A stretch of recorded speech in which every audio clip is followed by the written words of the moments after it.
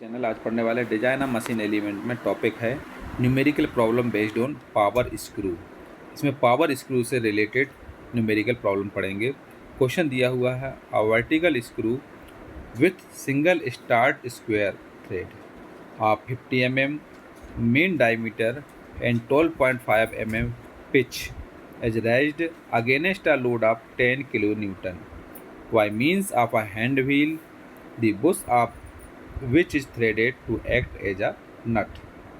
The axial load is taken up by a thrust collar which supports the wheel bush and has a main diameter of 60 mm. The coefficient of friction is 0.15 for the screw and 0.18 for the collar.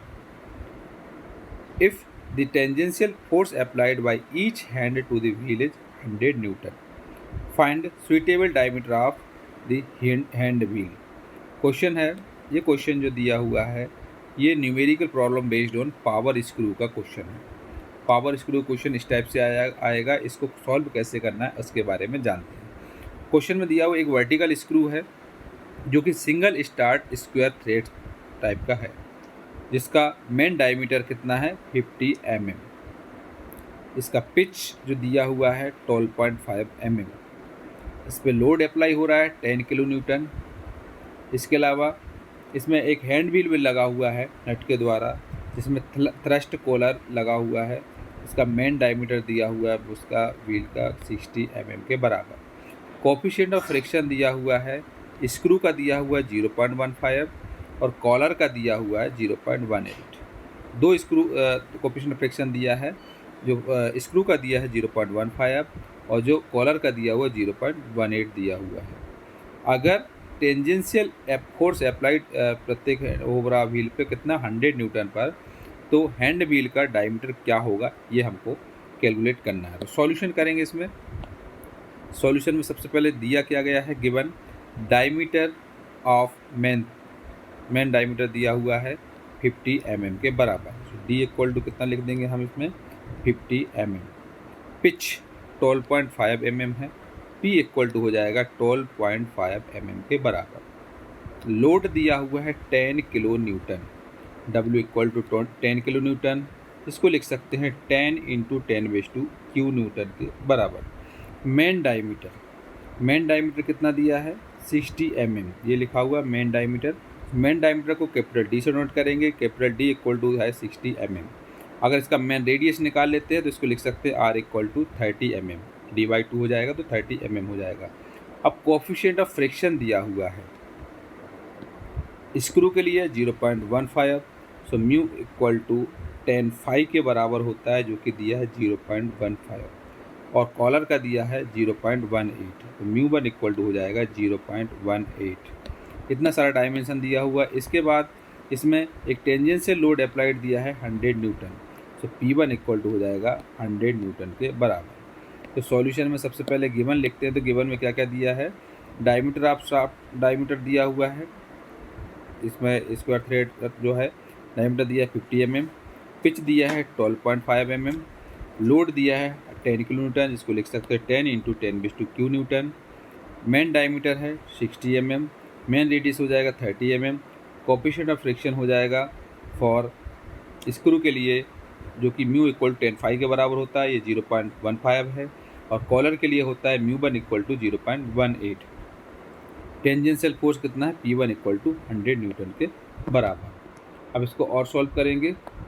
तो सबसे पहले इसमें क्या करते हैं, we know that tan alpha equal to formula होता है P/πd। ये फार्मूला होता है tan alpha equal to formula हो जाएगा इसमें P/πd। तो इसमें P की वैल्यू मालूम है और D की वैल्यू मालूम है।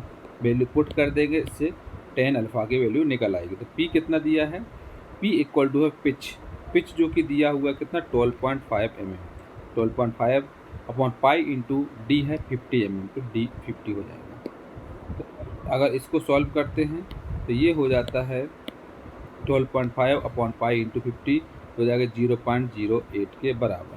तो tan अल्फ़ा इक्वल टू आ जाता है 0.08 tan अल्फ़ा की वैल्यू। तो tan अल्फ़ा इक्वल टू कितना आ जाएगा 0.08 के बराबर। tan अल्फ़ा ने निकाल लिया, tan phi मालूम है आपको। अब इसमें क्या करेंगे, and the tangential force required at the circumference of the screw, जो कि फार्मूला होता है P equal to W into tan alpha plus phi होता है। क्योंकि आपको मालूम है tan A प्लस B का फार्मूला अल्फ़ा प्लस वाई है, तो tan A प्लस B का फार्मूला होता है tan A plus tan B, ये ट्रिग्नोमेट्री का फार्मूला है, और 1 minus tan A into tan B, ये फार्मूला होता है ट्रिग्नोमेट्री में। तो अल्फ़ा प्लस फाई दिया हुआ कितना, tan अल्फ़ा प्लस फाई दिया हुआ है। इसको हम लिख सकते हैं tan alpha plus tan phi upon 1 minus tan alpha into tan phi. इस टाइप से इस फार्मूले को अप्लाई कर सकते हैं। तो ये हो जाएगा इस तरीके से, W into tan alpha plus phi equal to हो जाएगा W into tan alpha plus tan phi upon 1 minus tan alpha into tan phi. इसकी वैल्यू पुट कर देंगे। W जो कि लोड दिया है 10 किलो न्यूटन, तो 10 into ten base to cube लिख सकते हैं इसको। Tan alpha 0.08, tan phi 0.15, 1 minus tan alpha 0.08 और टेन फाई 0.15। इस टाइप इसकी वैल्यू पुट करेंगे। वैल्यू पुट करके इसको जो सॉल्व करेंगे दिया जाता है 2328 न्यूटन के बराबर। सो इसमें P की वैल्यू आ जाती है कितनी, 2328 न्यूटन के बराबर। So we also know that the total torque required to turn the hand wheel, formula हो जाएगा T equal to P into डी/2। जो टार्क ट्रांसफर निकालेंगे हैंड व्हील के लिए वो रहेगा P इंटू डी/2 plus μ1 into W into R। ये रहेगा टार्क का T इक्वल टू जो P है P इंटू डी/2 रहेगा। इसके साथ में जो coefficient of friction of collar है प्लस लोड इंटू रेडियस, ये इसका फार्मूला रहेगा, इसमें अप्लाई होगा। तो इसका फार्मूला अप्लाई करने के बाद क्या हो जाएगा, P equal to T into पाई/2 plus μ1 W into R। Value put करेंगे, P की वैल्यू ये हो जाएगी 2328 इंटू D है 50/2 प्लस μ1 है 0.18 इंटू लोड है W 10 इंटू 10⁻³ इंटू R है 30 न्यूटन mm। इसको अगर सॉल्व करेंगे इसको सॉल्व करेंगे तो ये आ जाता है कितना, 112,200। ये कैसे आता है, सबसे पहले इसको सॉल्व करेंगे तो इसको सॉल्व करने पर आ जाता है 58,200, और इसको अगर सॉल्व करते तो ये आ जाता है 54,000। दोनों को ऐड कर देते हैं तो ये आ जाता है 112,200 न्यूटन mm के बराबर। इक्वेशन नंबर फर्स्ट हो जाती है। तो ट्विस्टिंग मोमेंट कितना आ जाता है, टॉर्क T इक्वल टू आ जाता है 112,200 newton mm। Equation number first हो जाती है। फिर अगेन करेंगे इसमें, let D1 equal to diameter of the hand wheel in mm। Diameter of hand wheel को D1 से नोट कर दें, D1 इक्वल टू जो कि mm रहेगा। We know that torque applied by the hand wheel के लिए फार्मूला लगाएंगे T equal to 2 into P1 into D1/2। जब हैंड व्हील के लिए लगाएंगे तो T इक्वल टू हो जाएगा 2 इंटू P1 इंटू तो D1/2। ये फार्मूला अप्लाई इसमें करेंगे। इसकी वैल्यू पुट करेंगे तो 2 इंटू P1 कितना है, 100 है, जो कि क्वेश्चन में दिया हुआ है, इंटू D1/2। तो ये आ जाएगा, इसको सॉल्व करेंगे तो 100, 2 से 2 कैंसिल हो जाएगा, तो यहाँ बचेगा 100 D1 न्यूटन mm के बराबर। इक्वेशन नंबर सेकेंड हो जाती है। तो from equation first and second दोनों में ट्विस्टिंग मोमेंट निकाला है, तो दोनों को कंपेयर कर देंगे तो D1 इक्वल टू हो जाएगा 112,200/100।